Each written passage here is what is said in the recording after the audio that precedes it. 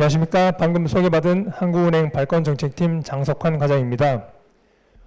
오늘 제가 오는데 날씨가 상당히 좀 쌀쌀하던데 이렇게 먼 길 오시느라 고생 많으셨고요. 이렇게 소중한 시간 내주신 만큼 오늘 제가 맡은 강의 최선을 다해서 해보도록 하겠습니다. 제가 오늘 맡은 강의는 한국은행의 발권 업무 그리고 화폐 유통 시스템의 중요성입니다. 발권이라고 하면 사실 저도 일상적으로는 제가 여기 보여드리는 이런 지폐, 화폐보다는 어떻게 보면 영화관이랄지 어떤 운동 경기를 갔을 때 티켓을 발권하는 그런 의미로 좀 더 많이 쓰이는 것 같은데요. 저희가 오늘 여기서 말씀드리는 발권은 말 그대로 화폐에 나오는 저희가 공식적으로는 한국은행권 혹은 은행권이라 부르는데요. 이 은행권을 발행하는 즉 화폐를 발행하는 업무, 그래서 이제 발권 업무로 하면 크게 보시면 화폐와 관련된 업무라 이렇게 생각하시면 되겠습니다. 요즘 사실 지갑에 다들 이 지폐들 안 가지고 다니시는 분도 상당수 있으실 것 같은데요. 저만 해도 요즘 대부분 모바일페이랄지 신용카드랄지 다른 이제 비현금 지급 수단을 많이 이용하면서 현금들 많이 사용하지 않는데요. 그래서 오랜만에 한번 보실 수 있게 이렇게 그림으로 한번 준비를 해봤습니다. 특히 방금 보였던 지폐보다 더 많이 잘 쓰이지 않는 동전들, 주화들도 한번 준비해봤는데 특히 이 오른쪽에 있는 5원, 1원은 일상적인 거래에서는 요즘 거의 보이지 않고요. 나중에 이제 강의 뒤쪽에 나올 텐데 한번 그 현용 주화 세트 그림을 보여드릴 건데요. 그쪽에서는 좀 여전히 이제 쓰이는 주화긴 하기 때문에 저희가 화폐 홍보용품으로 만들어서 이렇게 하고 있습니다. 이제 본격적으로 이제 강의를 시작해 볼 건데요. 제가 이제 오늘 준비한 강의 차례를 보시면 첫 번째로 화폐 이제 순환, 이제 화폐가 제조돼서부터 쭉 유통 과정을 거쳐서 폐기, 소각되는 까지의 이제 순환 과정을 이제 설명드릴 거고요. 그리고 두 번째로 저희 한국은행에서 하고 있는 여러 가지 발권 업무를 소개드리면서 여러 발권 업무 중에서도 여기 오신 분들께서 이제 일반적으로 좀 알아두시면 좀 일상생활에 도움이 될 만한 그런 내용들 위주로 좀 설명드리도록 하겠습니다. 그리고 이제 마지막으로 어떻게 보면 이제 오늘 제가 준비한 강의에서 좀 가장 좀 중요하다고 생각되는 부분인데요. 화폐 유통 시스템의 중요성에 대해서도 제가 말씀드리도록 하겠습니다. 화폐의 순환입니다. 화폐의 순환 여기 그림을 보시면 일단 화폐는 기본적으로 죄송합니다. 한국조폐공사에서 화폐 제조를 맡고 있고요. 그리고 한국은행에서 기본적으로 조폐공사에 그럼 얼마만큼 제조를 해야 될지 발주를 하고 있습니다. 그래서 화폐는 한국은행에서 발주를 한 다음에 그런 다음에 조폐공사에서 제조를 하게 되고요. 제조한 화폐가 다시 한국은행에 들어오고 납품되어서 한국은행에서부터 금융기관을 통해 일반 국민으로까지 이제 지급이 되고 있습니다. 그래서 이제 이쪽 일반 국민들이 화폐를 쭉 사용하시다가 또 다시 금융기관에 예금으로 입금한다든지 그런 식으로 다시 입금을 하시게 되면 그 입금을 받은 금융기관에서는 다시 일부를 한국은행으로 다시 입금을 하게 되고 그럼 저희는 정사 그리고 폐기 이러한 과정을 거쳐서 손상화폐로 분류된 화폐들은 이제 폐기가 되는 그래서 어떻게 보면 화폐의 일생이 이렇게 한국조폐공사에서부터 제조에서 시작돼서 쭉 한국은행을 거쳐서 일반 국민들 사용까지는 유통 과정까지 다 거친 다음에 나중에 다시 상태가 좋지 않은 화폐들은 이제 폐기가 되는 이러한 순환 과정을 거친다고 볼 수 있겠습니다.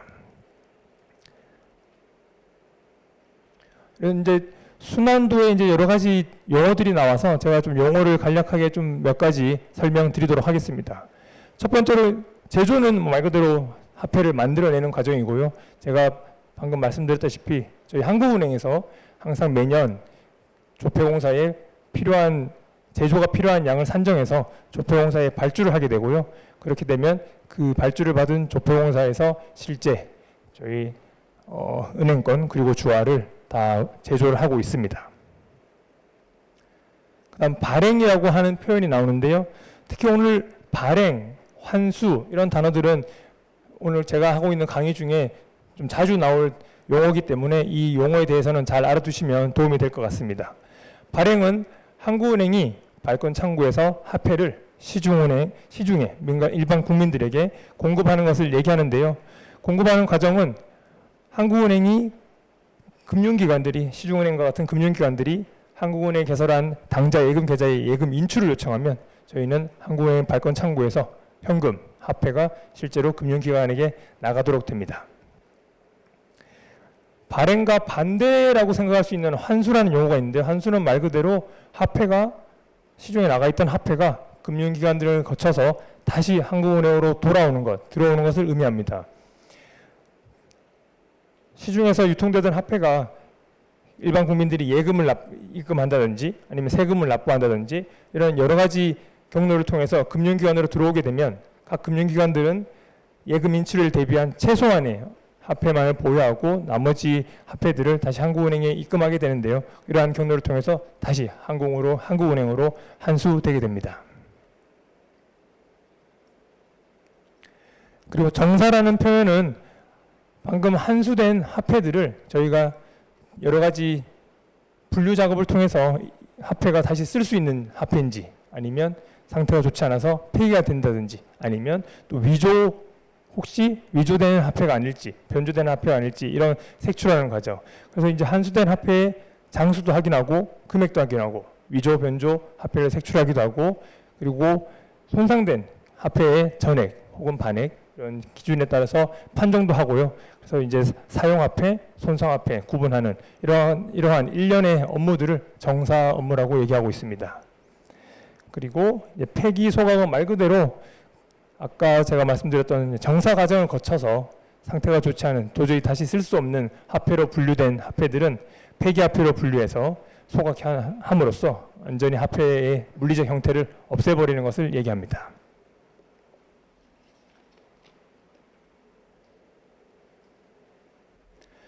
그럼 저희 한국은행에서 이제 하고 있는 발권 업무에 대해서 말씀드리도록 하겠습니다.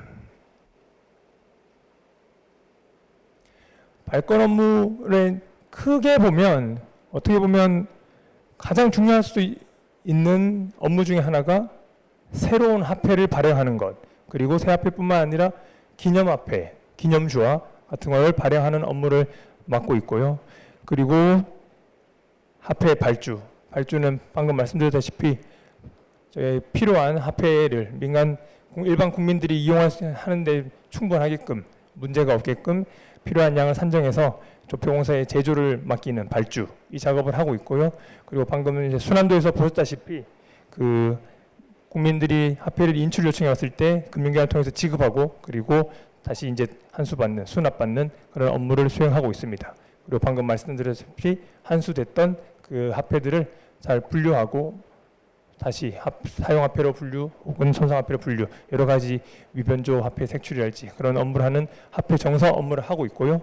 그리고 화폐 교환은 조금 이따가 다시 말씀드릴 거지만 원적으로 아마 좀 해보신 분도 있을 겁니다. 저희 한국은행 창구에 오셔서 좀 찢어진 화폐랄지 그런 손상된 화폐를 가지고 오셔서 교환해 보신 경험이 있으신 분도 있을 텐데요. 그런 업무를 화폐 교환 업무라고 하고 있고요. 그리고 이런 업무뿐만 아니라 화폐 사용 관련된 여러 가지 제도들도 운영하고 있고 그리고 바람직한 화폐 사용에 대해서 여러 홍보 활동도 저희가 적극적으로 하고 있습니다. 그 중에서 이제 제가 오늘 좀 몇 가지 말씀드릴 거는 화폐 또한 이용 기준에 대해서 좀 설명드리고 그리고 위조지폐는 당연히 잘 아시겠지만 위조지폐를 유통하거나 만드는 제조하거나 하는 행위는 다들 하면 안 되는 범죄 행위이기 때문에 이런 거는 하시면 안 된다를 다시 한번 강조드릴 생각이고요.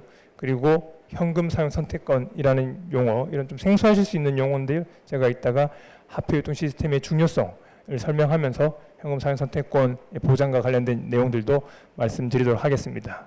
그래서 제가 오늘 한국은행에서 하고 있는 발권 업무들을 이 정도로 이제 크게 볼 수 있는데 이 중에서 제가 파란색으로 표시한 기념화폐 발행 그리고 화폐 교환 그리고 지금 여기 마지막에 있는 화폐 도안 이용 기준, 위패 방지, 그리고 현금상태 보장 관련된 내용을 중심으로 오늘 저희 한국은행의 발권 업무를 설명드리도록 하겠습니다.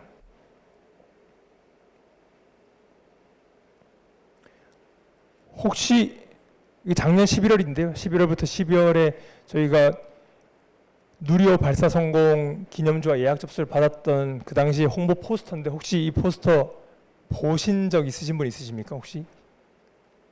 저기 뒤에 계시네요. 예. 저희가 이게 온라인상으로도 하고 아마 지하철 이런 시중은행이랄지 지하철이랄지 이런 부분에 이제 다양한 경로를 통해서 홍보를 했던 그 기념주화인데요.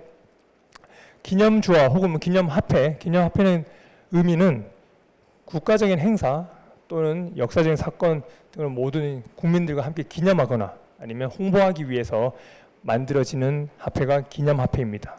저희가 평소에 쓰는 5만 원권, 만 원권 그런 화폐와는 다르지만 하지만 이렇게 만들어진 기념화폐도 기본적으로 일반 화폐와 마찬가지로 저희 국내에서 무제한으로 통용되는 법화, 정말 쓸 수 있는 화폐입니다.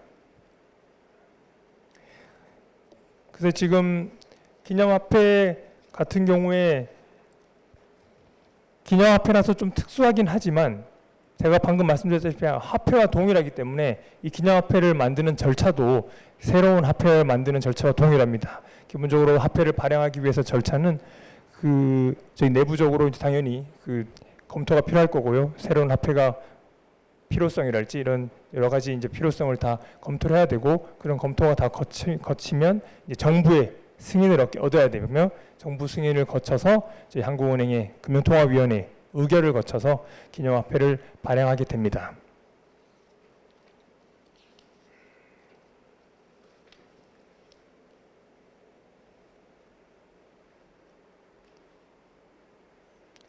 그래서 제가 이제 저희가 그간 했던 이제 몇 가지 기념화폐들을 좀 예시를 좀 몇 개 준비했는데요. 지금 여기 보시면 이거는 이제 보시면 바로 아실 수 있다시피 저희 평창올림픽 2018년도에 있었던 평창 동계올림픽 기념은행권입니다. 제가 이걸 따로 이렇게 준비한 이유는 통상 기념화폐라고 하면 대부분 지금까지는 다 기념주화였습니다. 지금 기념동전이거든요. 기념동전인데 이 평창 동계올림픽 때의 기념은행권은 최초의 기념은행권입니다. 기념지폐입니다. 그래서 좀 특수한 점이 있고요. 그리고 여기 보시면 좀 한 가지 생소하신 게 숫자가 2,000원입니다. 2,000원입니다. 저희가 일상적으로 쓸 수 있는 지폐에는 2자가 들어가는 2단위 화폐가 저희가 우리나라에 아직 없거든요. 없는데 이 평창 동계올림픽 기념은행권은 우리나라에 유일하게 2단위 화폐로 그 당시에 발행되었었습니다. 그래서 제가 아까 말씀드렸다시피 기념화폐도 일반적인 화폐와 동일하게 법하기 때문에 실제로 이걸 가지고 상거래 이용은 가능하실 겁니다. 다만 근데 그쪽 받는 쪽에서 거부를 할 수 있기 때문에 실제로 상거래 어려울 수는 있긴 한데 만약에 이거를 저희 한국은행에 가지고 오셔서 교환을 요청하시면 저희가 1,000원짜리 2장으로 교환해 드립니다. 그래서 이것도 2,000원의 액면가의 가치는 2,000원이고요. 물론 기념화폐는 실제 조금 더 가치는 여러 가지 프리미엄 같은 게 붙어 있기 때문에 2,000원보다는 통상적으로 높은 것이 일반적입니다. 잠시만요. 제가 슬라이드가 하나가 예. 그리고 지금 이건 이제 작년 2022년도에 저희가 또 발행했던 한국의 국립공원 기념주화인데요. 저희 한국은행에서는 2017년부터 지금 올해까지 2023년까지 총 22종류의 국립공원, 한국의 국립공원 기념주화를 발행하고 있습니다.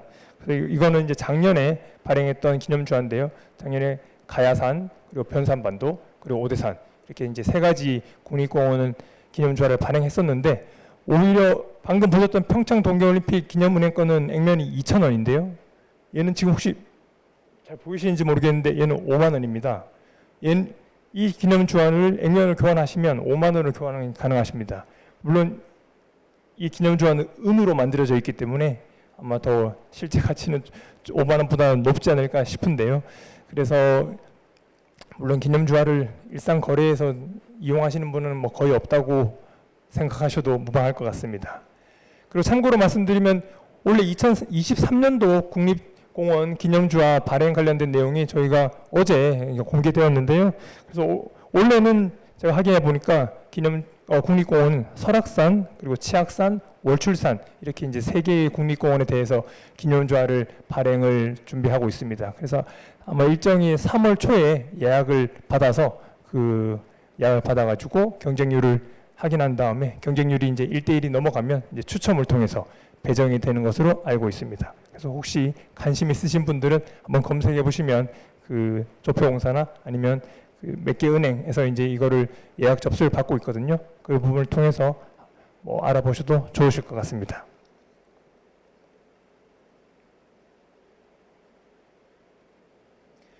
그리고 방금 말씀드렸던 이제 기념 화폐, 기념 은행권 혹은 기념 주화 이 외에도 저희들이 만들고 있는 화폐 홍보 용품들이 있는데요.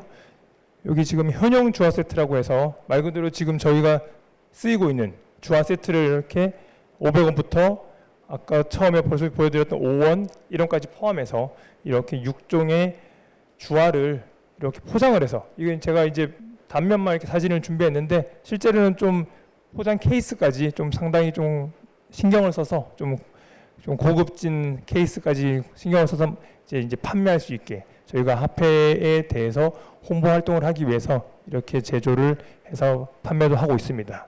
그리고 여기 보시면 지금 보시면 10,000원이 두 개가 이어져 있고요. 여기는 5,000원, 여기는 1,000원 이렇게 이제 두 장씩 이어져 있는 연결의 은행권도 있고 그리고 가끔 이렇게 전지형으로 이게 아마 40장 정도였지 싶은데 그렇게 이제 많은 지폐가 붙어 있는 이런 연결형 은행권도 제조해서 화폐 홍보용품으로 저희가 제작해서 이렇게 판매 활동을 하고 있습니다.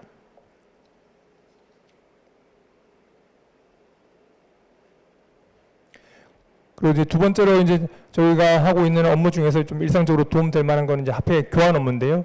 저희 한국은행은 모든 지폐, 주화, 모든 권화종의 원활한 유통과 그리고 깨끗한 화폐의 유통을 위해서 발권국, 저희 서울에 있는 발권국, 그리고 이제 각 지역 본부의 발권 창구에 화폐 교환 창구를 설치해서 운영하고 있습니다. 그래서 화폐 교환은 이제 크게 두 가지인데요. 서로 이제 다른 종류의 10,000원권을 5,000원권 두 장으로 이런 식으로 다른 종류의 화폐를 교환해주기도 하고요.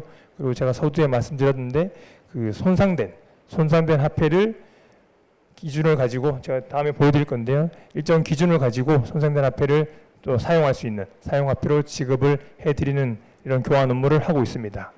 그리고 한 가지 참고적으로 말씀드리면 작년 3월부터 저희가 화폐 교환 기준을 좀 변경했는데요.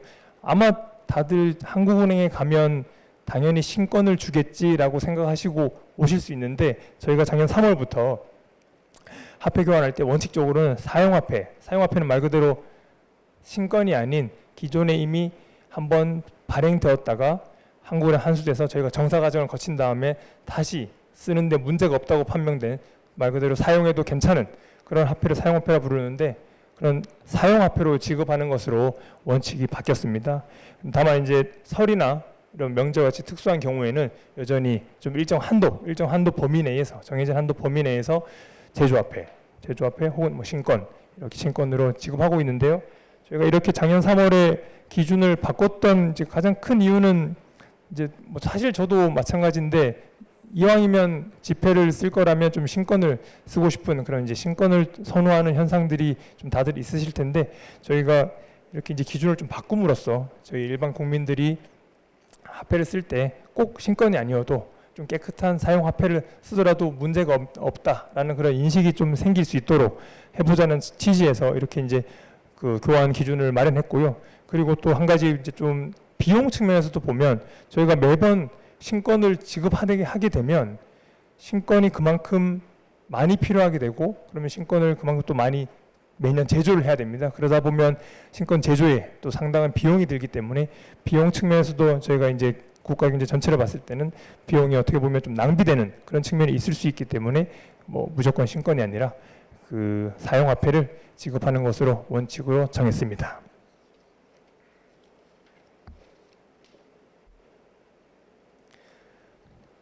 이제 참고로 이제 알아두시면 좀 될 만한 내용이어서 준비해봤는데요. 손상화폐의 이제 교환 기준입니다. 여기 보시면 남아 있는 이렇게 이제 찢어졌을 이제 지폐가 찢어졌거나 뭐 화재를 통해서 이제 불에 타버리거나 그럴 경우가 있을 수 있는데 지폐가 남아 있는 면적이 4분의 3 이상이면 이걸 한국은행에 가지고 오시면 전액으로 교환해 드립니다. 일부가 떨어져 나가고 찢어져 나가서 없어도 4분의 3 이상으로 판명이 되면 다 전액으로 교환이 가능하고요. 그리고 4분의 3에서 5분의 2 사이로 판명이 되면 반액만 10,000원짜리인데 한 이 정도가 이렇게 찢어져 나가서 없다라고 한 상태에서 가지고 오시면 5,000원만 이렇게 5,000원으로만 교환이 가능하고요. 그런데 이제 남아있는 면적이 5분의 2보다 작으면 죄송하지만 이런 경우에 가지고 오시면 무효로 판정이 돼서 교환이 어렵습니다. 그래서 지금 이렇게 그림에 있는 것처럼 판정이 이제 쉬운 경우에는 좀 괜찮은데 간혹 이제 저희가 그 어려운 부분들이 이제 역시 이제 불에 탔을 경우에 불에 타게 되면 큰 조각으로 남는 게 아니라 정말 재로 남는 경우도 있지 않습니까? 근데 그런 경우에도 이걸 재를 흩뿌리지 마시고 정말 가능하시면 원형을 최대한 유지해서 저희 한국은행을 가지고 오신다면 그 재도 같은 한 장에 예를 들어서 여러 장의 지폐를 섞어서는 그렇게 해서는 안 되고 이게 하나의 지폐에서 나온 조각이다 혹은 하나의 지폐에서 나온 재다라고 이제 확인이 되면 그 재의 면적도 다 인정을 해서 이렇게 기준을 적용한 다음에 전액 혹은 반액 아니면 무효 이렇게 처리를 하고 있으니까요. 혹시 조금 찢어져 나갔어 못 쓰네 하고 버리지 마시고요. 잘 보관해 주셨다가 저희 한국은행에 오셔서 기회 되시면 좀 번거로우실 수 있겠지만 오셔서 이렇게 교환하시면 다시 쓸 수 있으십니다. 그래서 이 부분을 참고해 주시면 좋겠습니다. 그리고 다음으로 이제 저희가 이제 화폐 관련해서 이제 좀 중요한 그 이용 기준, 그러니까 화폐 도안 이용 기준을 운영하고 있는데요. 처음에 보셨다시피 이제 저희 화폐에는 여러 인물들 이제 사진들도 있고, 그래 인물뿐만 아니라 또 여러 가지 저희 뭐 국보랄지 그런 이제 소중한 그런 저희 국가적 자산들의 그림들이 이제 화폐 도안으로 이용되고 있는데요.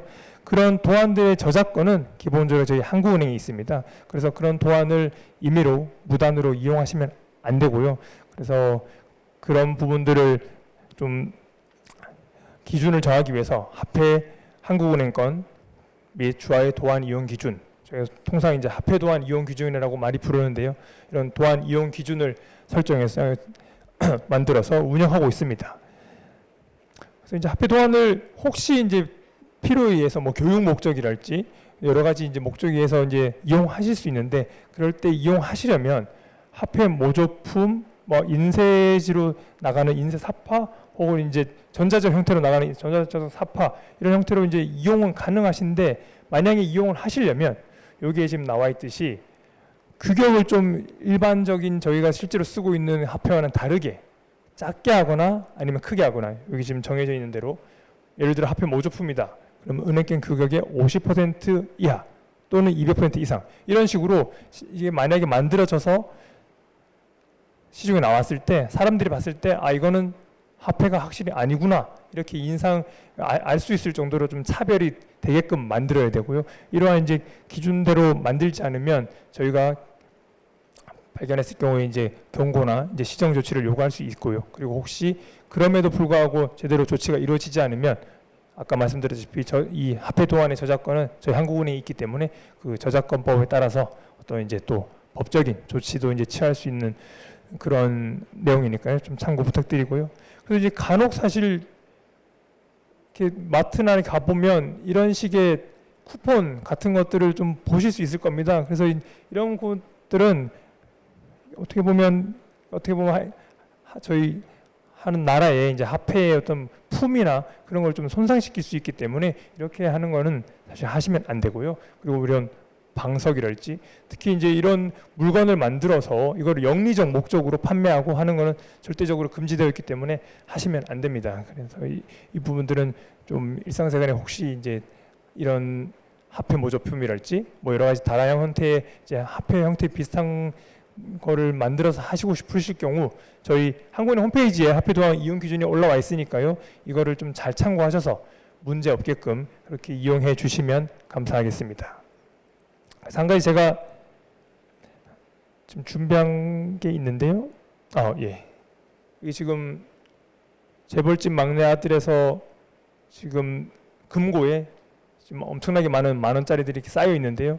이 만 원짜리를 만들기 위해서 이 만 원짜리가 이제 앞에 말씀드렸던 이제 대표적인 화폐 모조품의 일종인데, 이런 화폐 모조품을 만들기 위해서 이 재벌집 막내 아들 드라마 제작사에서 저희한테 사전에 와서 이런 식으로 드라마의 어떤 장면에 쓰일 테니 이 모조품을 이용할 수 있게끔 승인해 주십시오, 이렇게 승인 요청을 했습니다. 그래서 그 승인 요청에 따라서 저희가 예외적으로 그 화폐 모조품을 만들 수 있게 이렇게 좀 승인해서 실제로 만들었고, 만든 다음에 드라마에 촬영됐고, 이게 다 드라마에서 이제 많이 보셨을 텐데요. 이렇게 볼 수 있게 이제 어떻게 보면 예외적으로 이제 화폐 모조품을 승인해서 만든 케이스고요.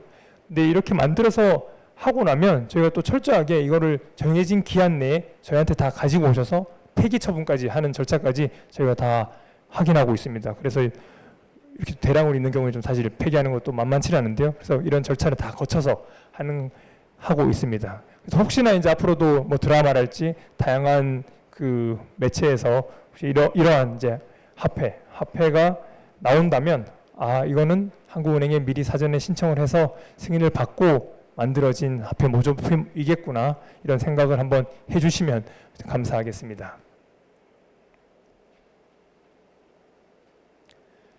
그리고 지금 위조지폐 유통 방지를 제가 준비했는데요. 아까 서두에도 말씀드렸지만 위조지폐 혹은 뭐 위조지폐를 만들거나 유통시키는 행위는 엄격히 금지되어 있는 이제 범죄 행위고요. 그래서 저희 한국은행에서는 이제 항상 위조지폐를 유통을 방지하기 위해서 여러 가지 이제 홍보 활동을 하고 있는데, 그 홍보 활동 중에 일환이 사실 이게 실제 만들어진 리플릿에 제가 사진으로 가지고 온 겁니다.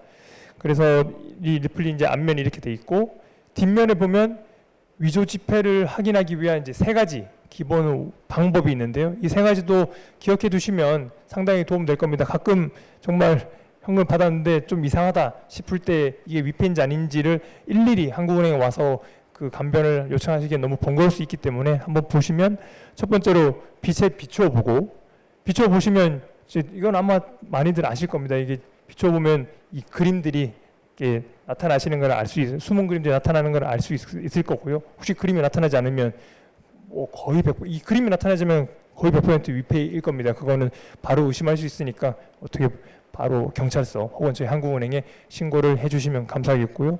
그리고 이제 지폐를 또 이렇게 요즘은 여러 가지 위패 방지 장치들이 들어 있는데, 이 위패 방지 장치들이 기울어 보면, 특히 이제 홀로그램 같은 경우는 각도를 이렇게 달리하에 따라서 홀로그램의 무늬가 바뀝니다. 그래서 이제 그 무늬가 바뀌는지 안 바뀌는지를 확인하시면 이게 위패인지 아니면 진짜 화폐 진폐인지를 쉽게 확인하실 수 있습니다.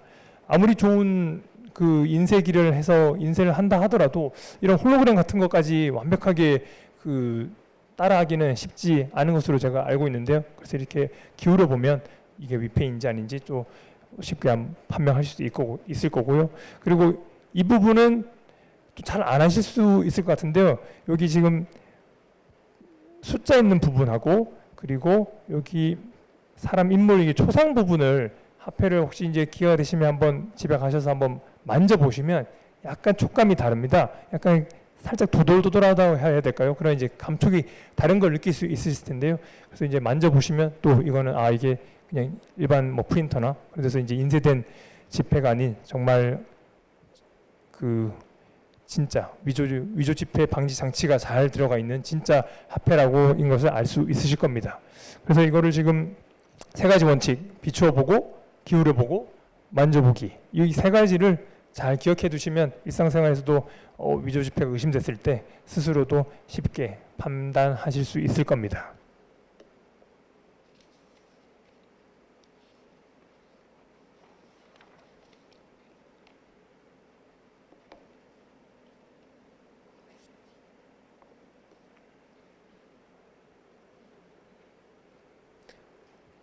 그러면 이제 오늘 제가 서두에 말씀드렸다시피 이제 오늘 좀 제가 그 강조하고 싶은 부분이라고 할 수 있는 화폐 유통 시스템의 중요성에 대해서 말씀드리도록 하겠습니다. 우선 화폐 유통 시스템의 중요성을 말씀드리기에 앞서서 화폐 유통 시스템이 그럼 무엇인지 화폐 유통 시스템의 정의에 대해서 좀 말씀을 드리도록 하겠습니다. 화폐 유통 시스템 통상 영어로는 이제 캐시 시스템이라고 혹은 캐시 페이먼트 시스템 뭐 여러 가지로 좀 용어로 쓰이긴 하는데요. 이렇게 화폐 유통 시스템은 경제 주체들이 현금, 화폐를 사용하는 데 필요한 모든 것으로 현금을 공급, 그리고 유통, 그리고 보관하는 사업의 네트워크를 의미합니다. 그래서 쉽게 말씀드리면 정말 우리가 현금을 사용하는 데 필요한 모든 것이라고 생각하시면 되겠습니다. 그래서 이러한 화폐 유통 시스템을 어떻게 구성되어 있는지 제가 설명드릴 건데 이 구성은 제가 한번 다음 페이지에 있는 구성 그림을 보면서 좀 말씀을 드리도록 하겠습니다. 이 그림은 앞에서 보셨던 화폐 순환의 그림과 좀 상당히 유사한데요. 이제 화폐가 제조되고 그리고 유통되는 그 과정을 보여주는 거기 때문에 화폐의 순환과 거의 유사하다고 볼 수 있겠습니다.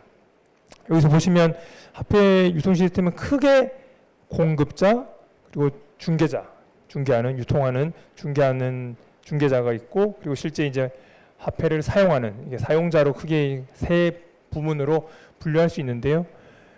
첫 번째로 이제 공급자 파트에서는 화폐의 이제 발주를 담당하고 있는 저희 이제 한국은행이 있을 거고요. 그리고 이 발주를 받아서 실제 화폐를 제조하고 납품하는 한국조폐공사. 그래서 이제 이 우리나라의 화폐 유통 시스템 내에서 공급자 파트는 이렇게 두 개, 한국은행과 한국조폐공사 이렇게 두 개가 있겠습니다. 사실 우리나라의 화폐는 한국은행이 국내에 있는 한국은행이 유일한 화폐 발행 기관이기 때문에 그리고 또 조폐공사는 또 유일한 화폐 제조 기관이기 때문에 이 공급자 파트에는 저희 두 기관 이외에 다른 기관이 이제 사실 들어올 수는 없는 그런 상황이고요. 그리고 이제 중개자 파트는 제조된 화폐가 한국은행에 납품된 다음에 이제 금융기관을 통해서 실제 사용하는 소비자 혹은 소매 유통업체들까지 이제 전달되는 때 중개하는 과정을 맡고 있는 기관들을 이제 얘기하는데요. 저희 우리나라에는 기본적으로 이제 많이 이제 이용하시는 시중은행들을 포함한 이제 금융기관이 기본적으로 1차적인 중개자 역할을 하고요. 그럼 이제 금융기관들이 전국 각지에 퍼져 있는 ATM이랄지 아니면 은행 점포랄지 그쪽으로 이제 화폐를 실제로 수송해야 되지 않습니까? 실제로 수송해야 되는 그런 수송 업무를 맡고 있는 현금 수송 회사들이 또 있고요. 그래서 이제 현금 수송 회사들이 금융기관의 금고에 있는 화폐를 실제로 수송을 하게 되고 그럼 수송을 해서 또 전국 각지에 흩어져 있는 은행 점포 창구로 이제 화폐가 전달되고 혹은 저희가 이제 거리에서 볼 수 있는 ATM들이 보면은 조금씩 다릅니다. 실제 시중 은행들이 직접 운영하고 있는 ATM들도 있고요. 이제 금융기관이 운영하고 있는 ATM들도 있고, 그리고 그 금융기관이 위탁을 받아서 운영하고 있는 또 이제 다른 이제 민간 기업들이 운영하고 있는 그래서 이제 비금융 부문에서 실제로 운영하고 있는 ATM들도 상당수 있습니다. 그래서 지금 ATM을 두 개로 좀 나눠놨는데요. 금융기관에서 운영하는 ATM 아니면 비금융 업체에서 운영하고 있는 ATM. 그래서 이쪽 ATM을 운영하고 있는 업체들도 저희 화폐 유통 시스템에 이제 들어와 있는 상황이고요. 그래서 이렇게 지금 중개자를 보면 크게 보면 금융기관, 현금 수송회사 그리고 방금 말씀드렸다시피 ATM을 운영하고 있는 또 업체들 이렇게 지금 중개자들로 역할을 하고 있습니다. 그리고 마지막은 이제 사용자 저를 포함한 여기 와 계시는 모든 분들이 이제 현금의 이제 사용자가 될 텐데요. 그래서 저희가 이제 현금을 가지고 소매업체, 대형 마트 이런 데 가서 시장 이런 데 가서 이제 사용하게 되면 돈을 지급하고 물건을 받고 그러면 이제 물건을 받은 또 이런 업체들은 다시 또 이 돈을 이런 ATM이나 아니면 창구를 통해서 또 이제 입금을 하게 되고 그럼 입금 받은 돈을 또 이 현송회사들 통해서 금융기관 그리고 금융기관에서 다시 한국은행 이런 식으로 쭉 유통이 되는 그런 시스템으로 말할 수 있겠습니다. 그래서 이제 화폐 유통 시스템은 정의는 정말 말 그대로 이러한 현금을 쓰는 데 있어서 정말 이게 만들어지는 데부터 시작해서 사용자까지 끝까지 그리고 이제 이렇게 좀 유통이 되는 이런 유통 과정을 통칭하는 이제 화폐 유통 시스템이라고 할 수 있겠고요. 그래서 용어가 처음에는 좀 어색하실 수는 있는데 이 그림을 보시면 아마 또 뭐 좀 어떤 뭐 경제학적 전문 지식 이런 게 필요한 게 아니라 저희 일상과 맞닿아 있는 내용이기 때문에 아마 크게 이해하는데 어렵지는 않지 않을까 그렇게 생각합니다. 그래서 지금 앞쪽에 그래서 제가 방금 말씀드렸다시피 이제 공급자는 화폐를 발행하는 한국은행, 그리고 그 화폐를 제조를 담당하는 한국조폐공사로 이루어져 있고요.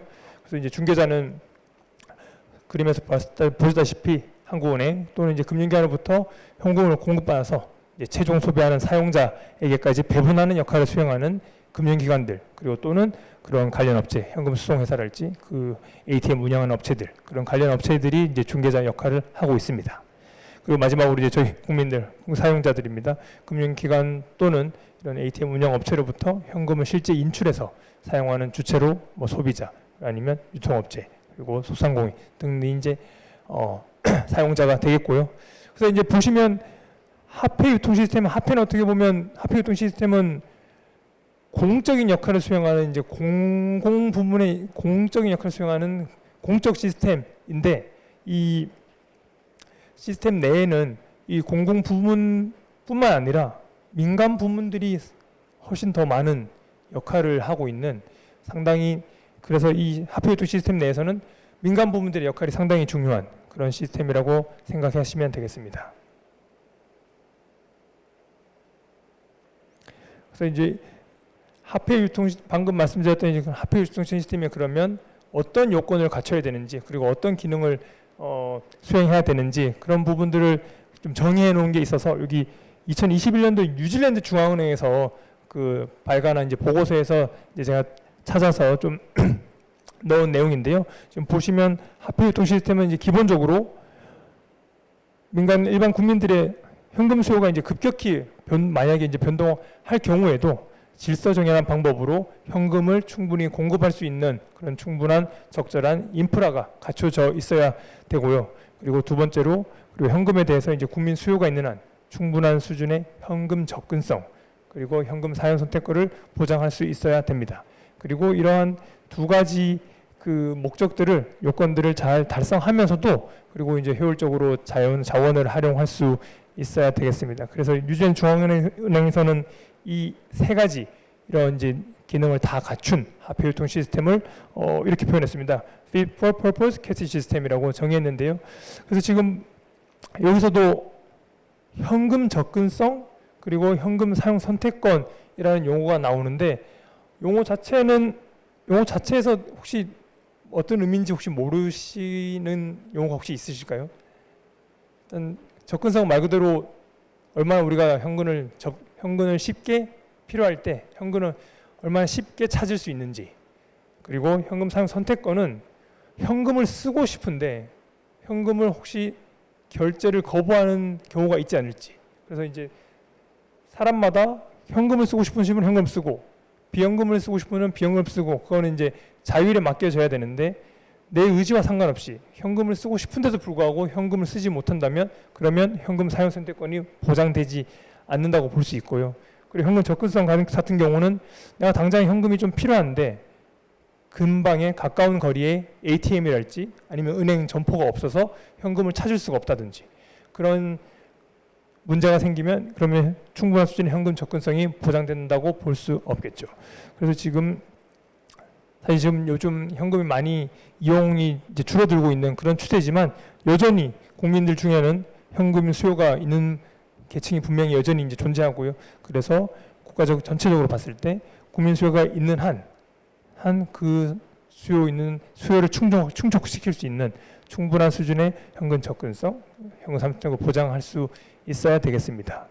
그리고 여기서 또 마지막으로 또 이제 효율적으로 자원을 활용해야 된다 이렇게 이제 되어 있는데, 이거는 어떤 의미냐면 저희가 이렇게 충분하게 현금을 준비해 두면 너무 많으면 그러면 충분히 항상 많이 준비해 두면 되지 않느냐라고 하실 수 있는데, 그러면 또 아까 말씀드렸다시피 화폐를 만드는데 또 제조하는데 비용이 또 상당히 이제 수반되고요. 그리고 그 많이 만들어진 만큼 또 유통이나 이런 보관하는 데 있어서 또 반대로 또 비용이 이제 수반될 수밖에 없기 때문에 그러면 어쩔 수 없이 효율적으로 말 그대로 정말 적당하게 필요한 만큼만 이런 인프라일지 접근성이랄지 상선택권도 정말 필요한 만큼만 정말 적당하게 잘 유지할 수 있을 정도로만 해서 효율적으로 자원을 활용해야 된다. 이런 의미입니다. 사실은 원론적으로는 다 맞는 말 같은데 사실 현실적으로 가지고 오면 그러면 정말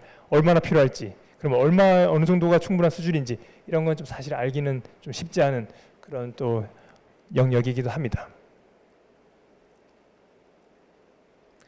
그래서 이제 제가 좀 준비했던 또 내용 중에 이제 하나는 화폐유통 시스템 이제 중요성을 얘기하면서 저희가 코로나19가 이제 좀 사실 이제 한 3년 정도 됐는데 코로나19 이후에 화폐유통 시스템에 좀 큰 그 변화가 좀 있었습니다. 그래서 어떤 변화가 있었는지 몇 가지 좀 알려드리려고 합니다. 그래서 그 변화가 사실은 화폐유통 시스템 측면에서는 제가 결론 뒤에 좀 말씀드리겠지만 화폐유통 시스템 측면에서는 좀 부정적으로 영향을 많이 미쳤는데요. 그래서 어떤 부분에서 부정적 영향을 미쳤는지 하나씩 좀 살펴보도록 하겠습니다. 첫 번째로 코로나19 직후에 고액권, 특히 5만 원권 중심으로 화폐 수요가 크게 증가했습니다. 여기 지금 왼쪽 하단에 있는 그림이 5만 원권 순반행액인데요. 순반행액이라는 표현은 여기 제가 써놨는데 발행에서 환수를 뺀 금액입니다. 발행은 아까 말씀드렸다시피 한국은행에서 민간으로 나간 금액이고 환수는 반대로 다시 한국은행으로 돌아온 금액인데 그래서 이제 순반행은 어떻게 보면 실제 그러면 1년 동안 민간 일반 국민들이 얼마나 많은 화폐를 수요했는지 화폐 수요, 민간의 화폐 수요를 어떻게 보면 나타내는 숫자라고 볼 수 있는데 여기 그림을 보시면 크게 보면 이제 두 가지 특징을 발견할 수 있습니다. 여기 지금 1부터 12까지 되어 있는데 이거는 이제 월이고요, 월. 그래서 1월부터 12월까지 정말 1년 중에 얼마나 순반행 되었는지 이제 나타내는 의미인데 쭉 보시면 뭐 여러 선이 있지만 여기 1월에서 2월쯤에 이렇게 많이 높아지게 되고요. 그리고 한 9월에서 10월쯤에 이렇게 많이 높아집니다. 이때가 언제인지 아시겠죠? 우리는 역시 명절 때 특히 설에 세뱃돈이랄지 이런 이제 현금 수요가 있어서 여기 보시면 명절에는 확연히 이렇게 화폐가 5만 원권 순반액이 늘어나는 것을 보실 수 있습니다. 이게 이제 명절 때 많이 늘어나는 게 이제 첫 번째 특징이고요. 그리고 두 번째는 이제 코로나19 이후에 어떻게 되는지 좀 보셔야 되는데 여기 가장 아래쪽에 있는 이 파란색 그림이 2015년에서 19년 그러니까 코로나가 발생하기 전 5년의 평균적인 순반행의 수치를 나타내는 건데 대략 1년 12월 가보면 한 10조인데요. 10조 원 정도 한 1년에 평균적으로 10조 원 정도 순반행이 되었었는데 코로나19가 있은 이후 2020년 그리고 2021년 여기 두 해를 보시면 거의 두 배로 튀었습니다. 1년 동안 한 10조 정도 원래 순반행이 되었었는데 갑자기 20조로 순반행 규모가 늘어났는데요. 그래서 특히 2020년도에는 5만 원권이 부족이 실제로 이제 정말 제가 뒤에 그림을 했는데 실제로 그 당시에 그 2020년도에 은행 점포에 가시면 5만 원권이 출금이 이렇게 제한되기도 했었습니다. 워낙 갑자기 예상치 못하게 코로나19가 발생했고 그리고 또 예상치 못하게 현금 수요가 갑자기 너무 급증하면서 실제 5만 원권의 공급이 부족한 그런 상황이 발생했는데요. 그래서 여기 보시면 5만 원권이 이렇게 두 배로 확 이제 수요가 늘었습니다. 그리고 특히 여기 2020년도에 보시면 여기 빨간색이 2020년인데 만 원권도 그때는 5만 원이 부족하면서 5만 원이 없으니 그러면 5만 원 대신 만 원권을 인출해 나가십시오 이렇게 현실에서 되다 보니까 5만 원권 수요도 엄청나게 많이 늘었었습니다.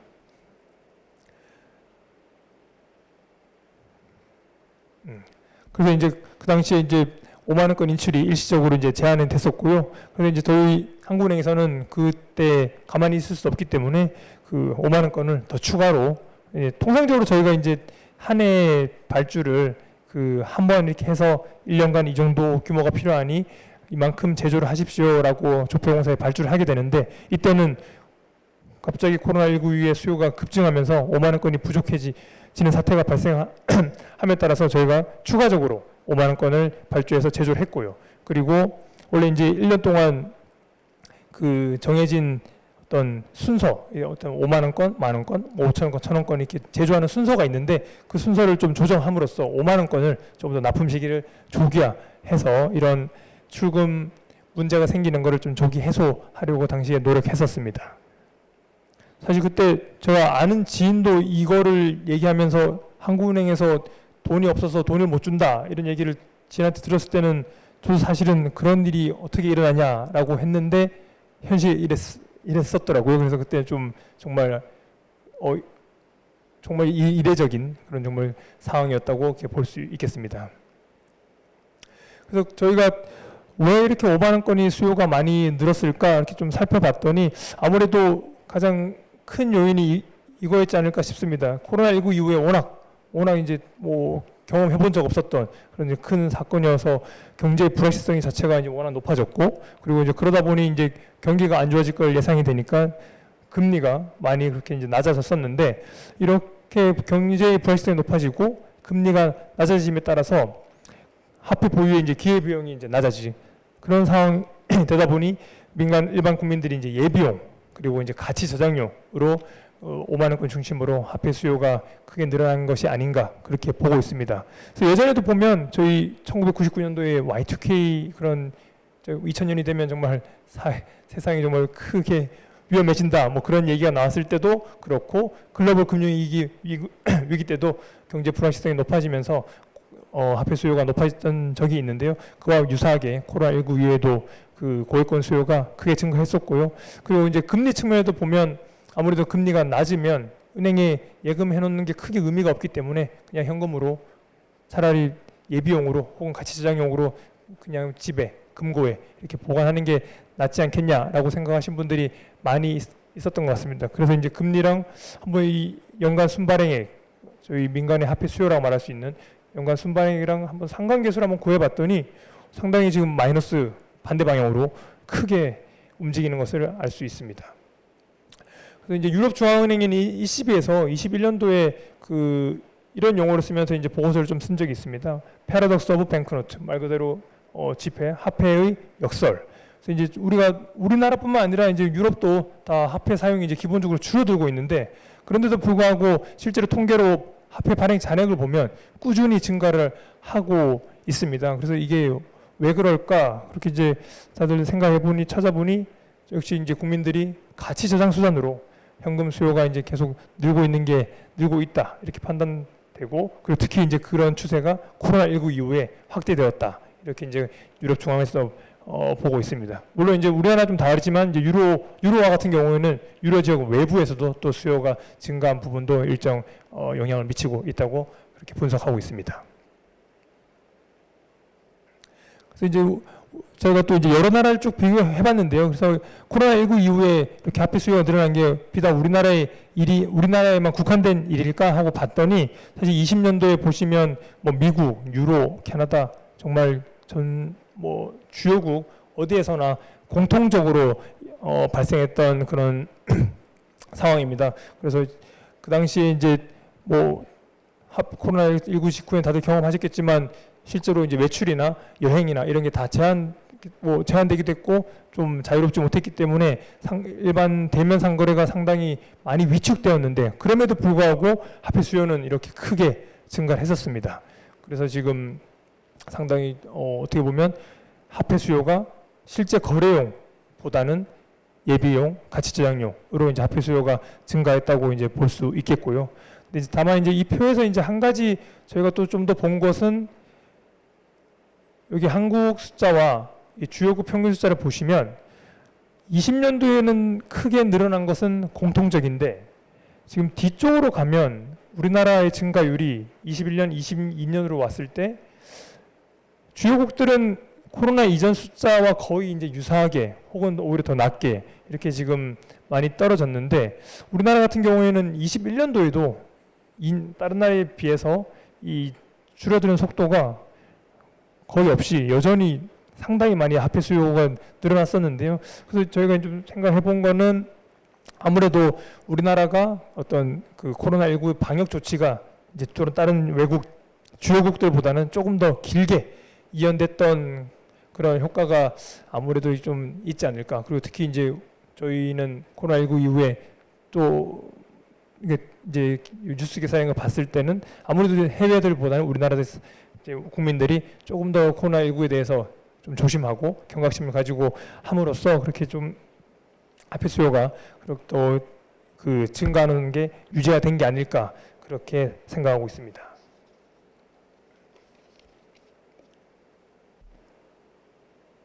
그리고 이제 코로나19 이후에 또 이제 두 번째로 이제 살펴볼 수 있는 거는 이건 사실 코로나19 이후에 이전에도 이미 이제 어느 정도 그 추세적으로 이루어지고 있던 그 상황인데 코로나19가 있은 이후에 더 가속화됐다고 볼 수 있는 부분인데요.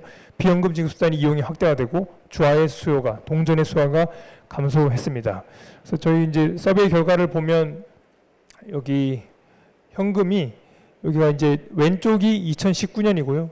오른쪽이 2021년인데 사람들이 이제 지급수단별로 이용하는 이제 건수의 비중을 살펴보니 현금이 2019년에 한 26% 정도였는데 2021년이 되니까 21% 이렇게 좀 상당히 낮아진 것을 볼 수 있습니다. 대신 그러면 늘어난 부분을 또 살펴보면 이쪽이 확실히 모바일 카드, 모바일페이가 요즘 워낙 다양한 모바일페이들이 있기 때문에 다들 지갑이 없으셔도 요즘 일상생활하는데 크게 불편이 없을 정도로 모바일 카드의 사용이 이렇게 늘어나는 것을 알 수 있습니다. 그래서 이제 모바일 카드를 중심으로 비연금 지급 수단이 활성화되면서 그 현금 사용이 이제 많이 줄어들고 있는 그런 상황이고요.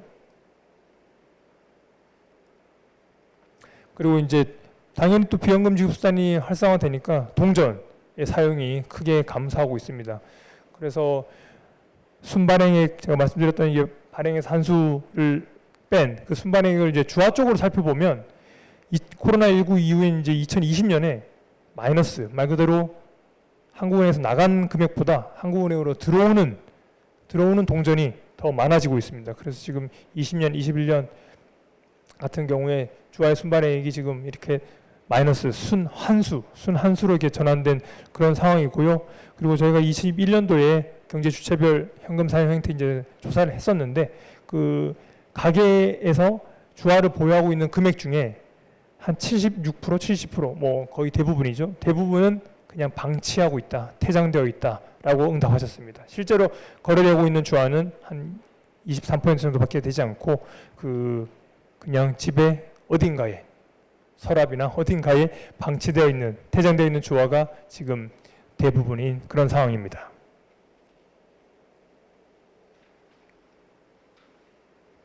네. 그리고 지금 세 번째로 볼 수 있는 거는 실제로 현금을 쓰고 싶어도 현금을 못 쓰게 되는 이런 현금 결제가 거부가 되는 그런 매장이랄지 뭐 현금 없는 버스랄지 이런 경우가 점점 많이 생기고 있습니다. 그래서 아마 이것도 많이 경험하시고 계실 겁니다. 일부 매장 뭐 커피 프랜차이즈점에 가시면 저희는 현금은 안 받습니다. 키오스크에서 카드로 결제하십시오. 이런 문구를 많이 보실 수 있는데요. 그리고 심지어 뭐 제가 타는 버스 중에도 맨 노선이 있는 것 같은데 현금으로는 이제 탈 수 없는 그런 이제 시중 대중교통 그 버스도 있고요. 그래서 현금을 결제 거부가 되는 사례가 점점 이제 늘어나고 있습니다. 여기서도 저희 서베이 보면 2018년도에는 현금 결제를 실제 이제 일상생활에서 거부하신 국민의 비율이 0.5% 뭐 거의 없다고 볼 수 있겠죠. 거의 없었는데 불과 이제 3년이 지난 2021년에는 한 7% 정도의 국민들이 가봤더니 현금을 안 받던데요. 이렇게 지금 응답을 하셨습니다. 그래서 지금 현금 결제를 하고 있는 사업장 중에 보면 대체로 이제 프랜차이즈 매장이 가장 많았고요. 그리고 일부 뭐 기업형 슈퍼마켓이랄지 뭐 일부 자영업 매장. 그래서 이런 부분에서 현금 결제가 지금 안 되는 그런 상황으로 지금 확인되었습니다. 다만 이제 또 이쪽 현금 결제를 좀 거부하시는 쪽에서 그러면 왜 현금을 안 하시려고 하시냐 이런 좀 단점을 또 여쭤본 거에는 아무래도 또 좀 뭐 이 상식적으로 뭐 맞는 말씀인 것 같은데 이제 회계상의 누락의 위험이 있고 그리고 현금은 이제 정말 실물이다 보니까 어떤 분실이나 도난 위험이 있고 그리고 이제 현금 관리하는데 또 비용이 상당히 들고 또 이런 이제 여러 가지 이유 때문에 또 현금 결제를 이제 거부하고 있다고 또 응답해 주셨습니다. 그리고 이 부분도 뭐 코로나 이전에도 좀 이제 진행되어 왔었던 그런 내용인데요. 금융기관의 점포 그리고 ATM 수가 이제 전체적으로 감소하고 있습니다. 지금 뭐 우리도 이제 저도 마찬가지지만 모바일 뱅킹 이렇게 이제 폰으로 다 은행 거래를 상당히 많은 은행 거래를 할 수 있기 때문에 모바일 뱅킹이 크게 활성화되고 이런 이제 비대면 거래가 활성화되면서 그 시중은행이나 금융기관들은 이제 어떤 이제 점포 효율화 이런 측면을 안 할 수 없기 때문에 시중은행 중심으로 점포수 그리고 CD기, ATM기 이런 이제 현금을 인출할 수 있는 현금 취입기기 개수가 점점 줄어들고 있습니다. 특히 이제 숫자를 이렇게 보시면 이렇게 전년 대비 감소율인데요. 이렇게 뭐 0.3, 0.8 이러다가 코로나 이후에는 거의 5% 가까이 이렇게 이제 줄어들고 있는 그런 상황입니다. 그래서 지금 이런 부분들이 이제 우리 국민들의 현금 접근성을 상당히 이제 낮추는 그런 요인으로 이제 작용하고 있는 거죠. 그래서 지금 시중은행들은 그 이제 줄일 수밖에 없는 상황인데 그러면 또 너무 줄이면 이제 일반 국민들의 불편함이 이제 가중되기 때문에 또 가만히 있지는 않고요. 그래서 또 대응을 좀 하고 있습니다. 그래서 대표적인 대응 사례로 보시면 우체국은 아무래도 공공 부분 역할을 하고 있기 때문에 여전히 전국 각지에 이제 망이 잘 갖춰져 있는데요. 그래서 이런 시중은행들의 계좌 입출금이랄지 이런 기본적인 금융 업무를 그 해당 은행이 아닌 우체국에 가서도 할 수 있도록 추진을 했습니다. 그래서 작년 11월부터 그 전국에 있는 우체국에서 아마 좀 기본적인 금융 업무는 지금 다 가능하도록 지금 되어 있을 거고요. 그리고 이제 은행들끼리도 하나은행이 이제 점포를 빌려서 하면 좀 부담이 크니까 그러면 우리 같이 한번 해보자 해서 이렇게 공동 점포도 만들기도 하고 그리고 편의점 들어가 있는 데다가 같이 편의점과 제휴를 해서 이렇게 점포를 만들어서 운영을 하고 또 있습니다. 그래서 이런 식으로 우체국 그리고 공동점포, 편의점 제휴점포 이런 식으로 해서 또 줄고 있는 은행 점포 수 그리고 ATM 수 줄고 있는 이런 상황에서 대응을 또 하고 있는 그런 상황입니다. 그리고 이제 마지막으로 볼 수 있는 거는 아무래도 코로나19 이후에 저희가 대면 상거래가 잘 안 되지 않았습니까? 그리고 또 해외 여행도 많이 못 갔고 그러다 보니까 현금 자체의 그 유통이 제대로 되지 않으면서 화폐의 이제 한수나 정사 물량이 그 크게 감소했습니다. 그러다 보니까 이 금융기관들은 현금 수송이나 이런 정사를 아까 말씀드렸던 현금 수송 회사에다가 이제 많이 위탁을 주고 있는데 이 위탁받은 회사들의 어떻게 보면 업무량이 이제 많이 줄어들 수밖에 없었던 그런 상황입니다. 그래서 이 현금 수송 업체들의 어떤 화폐 취급 부분에서 이제 매출이 이제 줄어들면서 이 화폐 유통 시스템에서 이제 큰 역할을 하고 있는 이 현금 수송 업체랄지 아니면 비금융 ATM 운영 업체들 이런 이제 현금 관련된 업무를 하고 있는 기관들의 또 수익성이 상당히 지금 악화된 그런 상황입니다. 그래서 이제 이렇게 요인별로 쭉 봤는데 이제 그 코로나19가 이제 화폐 유통 시스템에 미친 영향을 좀 결론적으로 말씀드리면 처음에도 말씀드렸지만 이제 화폐 유통 시스템 전반에 좀 부정적 영향을 미친 것으로 이제 평가가 됩니다. 그 현금 접근성은 아무래도 은행 점포 혹은 ATM 수가 이제 감소하면서 접근성이 많이 낮아졌고요. 그리고 현금 사용이 이제 결제가 거부가 되는 사례들이 이제 많이 늘어나면서 현금 사용 선택권 또 이제 저하됐다고 볼 수 있겠습니다.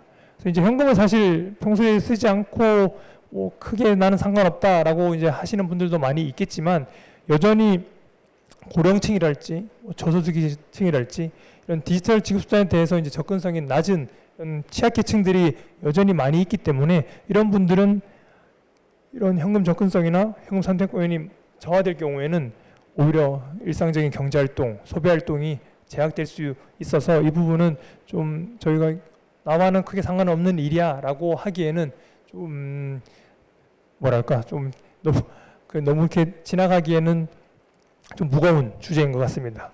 그리고 방금 말씀드렸다시피 현금 수송업체나 ATM 운영업체들은 이제 화폐 취급 업무 수행기관들의 영업 환경이 나빠졌고요.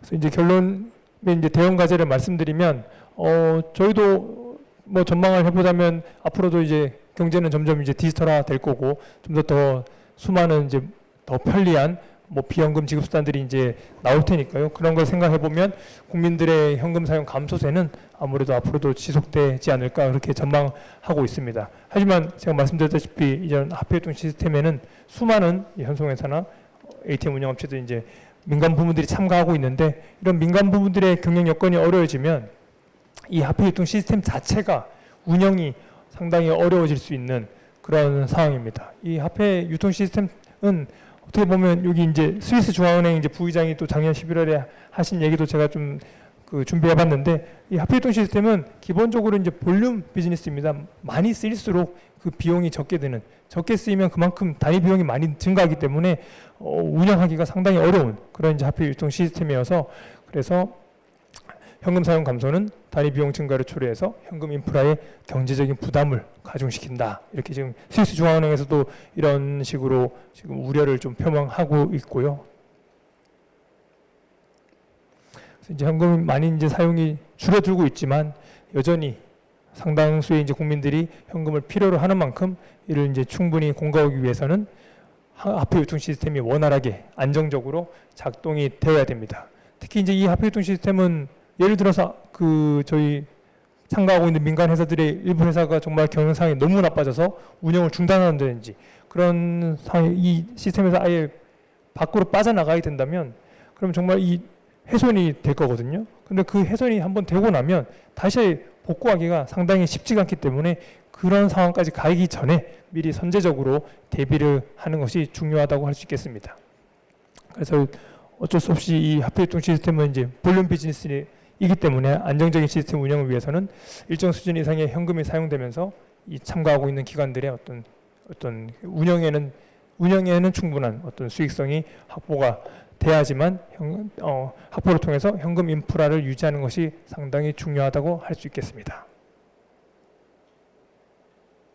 그래서 저희가 이제 열심히 이제 홍보 활동도 하고 있는데요. 충분한 현금 접근성 그리고 현금 사용성 보장을 통해서 현금 사용하는 데 환경을 좀 개선할 수 있어야 될 것 같고요. 실제로 이제 해외 사례를 보면 그 접근성 같은 경우에는 우리도 이제 좀 비슷한데 영국에도 우체국과 시중은행들이 이제 업무 제휴를 해서 할 수 있게끔 하고 있고요.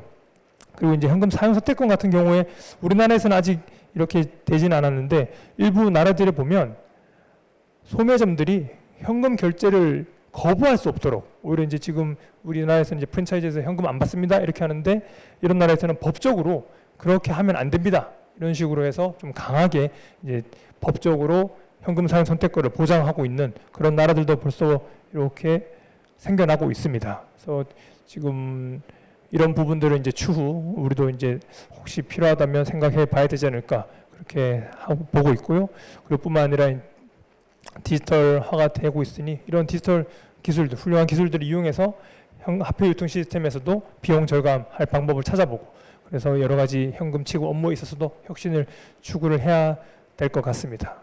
그리고 여기 와주신 분들을 포함해서